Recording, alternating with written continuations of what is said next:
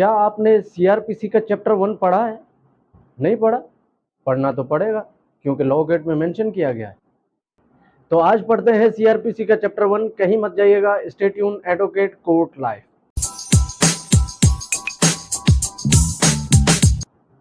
Welcome to my YouTube channel. मैं हूं advocate वकार हुसैन। शुरुआती जो बेसिक पॉइंट्स हैं वो हमें बताता है, शॉर्ट टाइटल एंड कमिटमेंट के बारे में बताता है, यानी कि आगाज सीआरपीसी के बारे में बताता है। ठीक है, तो इसका सेक्शन 1 जानते हैं। सेक्शन 1 हमें क्या बताता है? दिस एक्ट में be called the code of criminal procedure 1898। इस एक्ट को क्रिमिनल प्रोसीजरल कोड 1898 कहा जाएगा।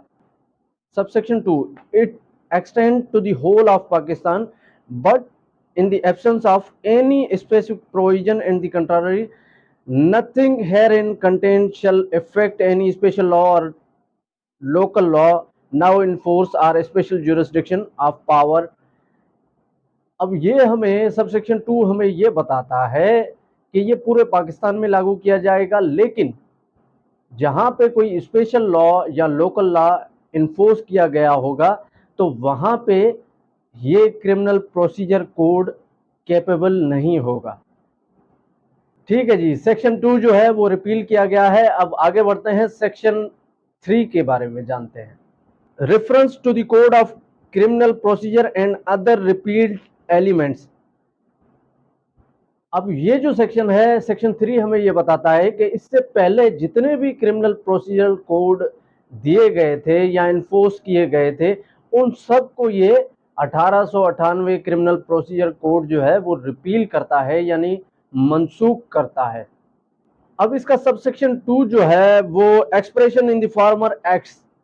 अब बेसिकली ये हमें ये समझाता है कि इससे पहले जितने प्रोसीजरल कोड पेश किए गए थे उनमें कुछ स्पेसिफिक वर्ड्स थे, उनको अब ये कहा जाता है और उससे पहले ये कहा जाता था। उससे पहले कि जैसे कि मैजिस्ट्रेट को सबऑर्डिनेट मैजिस्ट्रेट कहा जाता था, अब हम उसे मैजिस्ट्रेट कहते हैं। Subordinate magistrate class 1, class 2, class 3। अब के हम प्रोसीजर कोड में हम उसे मैजिस्ट्रेट कहते हैं। ऐसे ही एडिशनल सेशन जज को, जैसे हम अब एडिशनल सेशन जज कहते हैं, उसको प्रीवियस लॉज में उसको जॉइंट सेशन जज कहा जाता था। अब सेक्शन 4 जो है, सेक्शन 4 चैप्टर 1 का, वो हमें ये बताता है कि कुछ स्पेसिफिक वर्ड्स हैं जिनको वो नाम दिए गए हैं, उनको हम सीआरपीसी में बिल्कुल इसी तरह ही पढ़ेंगे। जैसे कि यहाँ पे मेंशन किया गया है attorney general. Attorney general basically सरकारी वकील को कहा जाता है। इसको कौन अपॉइंट करता है? इसको अपॉइंट करती है प्रोविंशियल गवर्नमेंट, अपॉइंट करती है। प्रोविंशियल गवर्नमेंट के जो मसले होते हैं उनके हवाले से वो उनको गाइड करता है और सजेस्ट करता है। अटॉर्नी जनरल बेसिकली हम वकील को ही कहते हैं, सरकारी वकील जो प्रोविंस लेवल पे हो, जो सबसे बड़ा सरकारी प्रोविंस का वकील हो। Bailable offence and non bailable offence. Bailable offence वो होता है जिसकी जमानत यानी बेल पार्टी का राइट होता है, उसका हक होता है, राइट ऑफ पार्टी होता है कि कोई ऐसा ऑफेंस करने के बाद वो जमानत की मंजूरी ले सकता है या जमानत ले सकता है। उसमें राइट ऑफ पार्टी होता है, उसका हक होता है, उसको बेल देना कोर्ट का भी अख्तियार होता है, वो उनको बेल दे सकती है। लेकिन नॉन बेलेबल ऑफेंस जो है उसमें भी बेल ले सकते हैं। अब यहाँ पे तो जो लास्ट में डेफिनेशन दी गई है, non bailable offence means any other offence, यानी कि जो बेलेबल ऑफेंस से दूसरा कोई ऑफेंस है उसको हम नॉन बेलेबल ऑफेंस कहेंगे।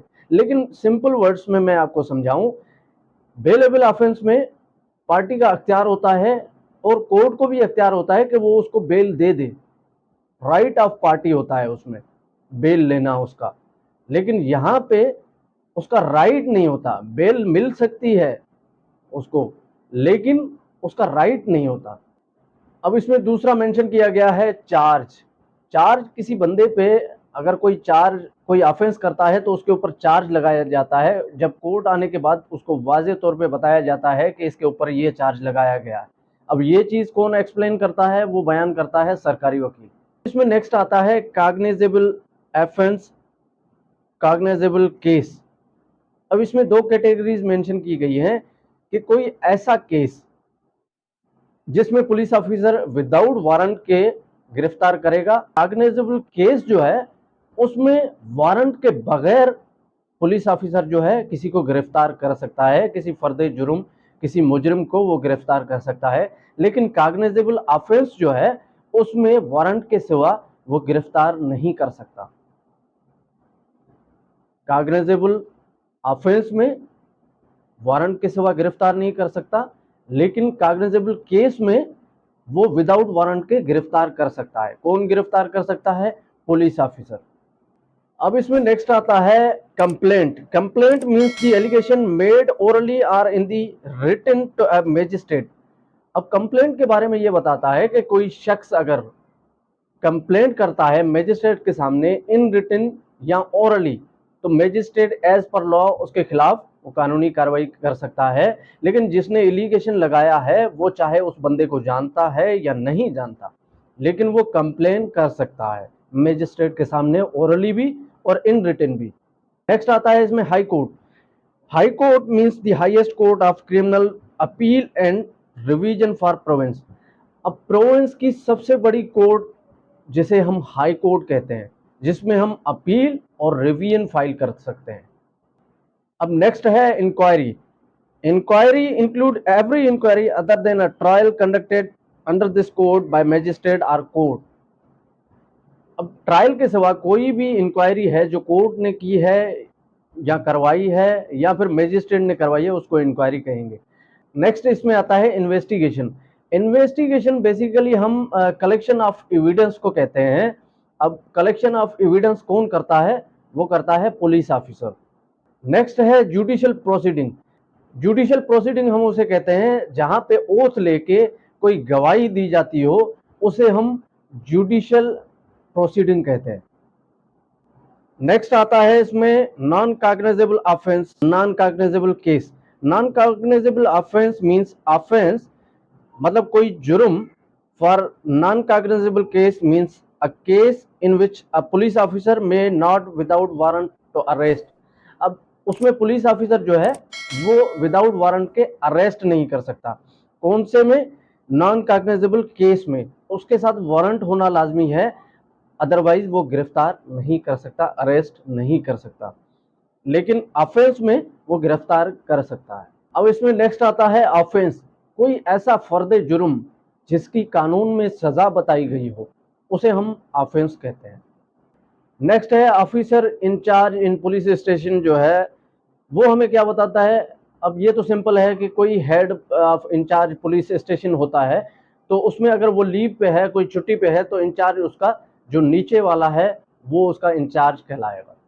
अब नेक्स्ट है इसमें place. Place include also a house, building, tent and vessel. अब प्लेस किसी भी बिल्डिंग को, किसी भी जगह को हम प्लेस कहते हैं। नेक्स्ट है इसमें प्लीडर। प्लीडर बेसिकली हम जो रिप्रेजेंट करता है किसी पार्टी के मैटर को, हम उसे प्लीडर कहते हैं। किसी वकील को भी कह सकते हैं क्योंकि केस वो रिप्रेजेंट कर रहा है। किसी इम्पर्सन, अगर कोई एक पर्सन किसी का केस चला रहा है तो हम उसको भी प्लीडर कह सकते हैं। बेसिकली वकील या एडवोकेट को प्लीडर कहा जाता है। नेक्स्ट है इसमें police station. Police station means any post or place declared generally specially by the provincial government in this विभाग। अब प्रोविंशियल गवर्नमेंट किस डिक्लेयर कर दे कि ये जगह जो है पुलिस स्टेशन है, तो हम उसको पुलिस स्टेशन कहते हैं। नेक्स्ट है इसमें public prosecutor. Public prosecutor means any person appoint under section, यानी 492 के तहत जिसको हायर किया गया हो, जिसको अपॉइंट किया गया हो, हम उसे पब्लिक प्रोसिक्यूटर कह सकते हैं। And include any person acting under this directing of public prosecutor and any person conducting a prosecution on behalf of the state in high court। State की तरफ से जो केसेस को रिप्रेजेंट करे उसको हम पब्लिक प्रोसिक्यूटर कहते हैं। कहाँ पे? हाई कोर्ट में। नेक्स्ट है इसमें सब डिवीजन। सब डिवीजन जो है किसी डिस्ट्रिक्ट का सब डिवीजन होता है, उसको हम सब डिवीजन कहते हैं। मतलब पहले डिवीजन होता है, डिवीजन का डिस्ट्रिक्ट होता है, डिस्ट्रिक्ट के बाद जो है सब डिवीजन होता है। अब इसका सेक्शन 5 है, वो है trial of offence under penal code. जितने भी ऑफेंसेस हैं यहाँ पे जो मेंशन की गई हैं, उनकी सजाएं या जो भी ऑफेंस हैं वो इस वो इस पिनल कोड के तहत वो सुने जाएंगे, उनकी इंक्वायरी की जाएगी, इस तहत उनको चलाया जाएगा। बेसिकली सेक्शन 5 जो है वो हमें ये समझा रहा है कि जितने भी ऑफेंसेस हैं उनके ट्रायल इस कोड के तहत चलाए जाएंगे। ठीक है जी, ये था लेक्चर आज का, चैप्टर 1 जो है, जो लॉ गेट में मेंशन किया गया है।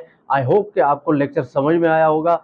लेक्चर अगर समझ में आया हो तो लाइक और सब्सक्राइब जरूर कीजिएगा, क्योंकि ऐसे ही इंफॉर्मेटिव वीडियोस मैं बनाता रहता हूँ। फिर मिलेंगे किसी नेक्स्ट वीडियो में लॉ गेट का सिलेबस क्लियर करते हुए। Thank you so much.